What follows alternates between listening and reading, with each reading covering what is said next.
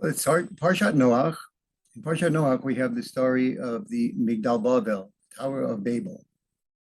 A rather interesting story, not real clear what exactly their goal was and what their punishment was, if it even was really a punishment. There's various explanations amongst the rabbis of what happened there and what the punishment was. So one I would like to talk about is the explanation of the Kli Yakar. So the story starts. It says, "Vayhi kol haaretz safa echad udvarim achadim."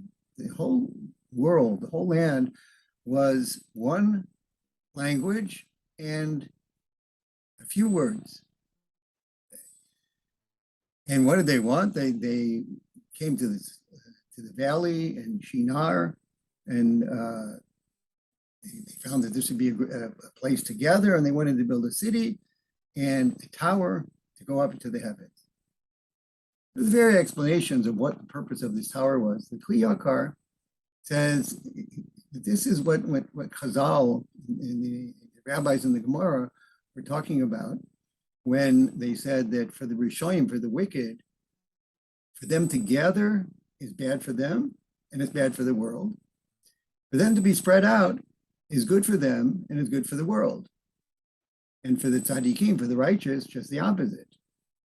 That for them to gather is good for them and good for the world, and for them to be spread out is bad for them and bad for the world. So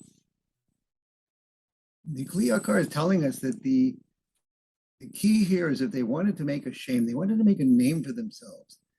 They felt that if they would be scattered all over the world, that there would be wars happening, and their purpose, they really wanted to come in peace and to move to the big city, and that they could build this up together. But Hashem saw if what they wanted to do, they would actually do, they would end up fighting each other. And it wouldn't be a war between nations, it would be a civil war, because they wouldn't be able to get along. Each one would have his own things that he wanted to do. Someone would want to eat a lot of food, and someone would want to make a lot of money, and there'd be a lot of competition. They'd end up fighting with each other, and they would end up destroying each other.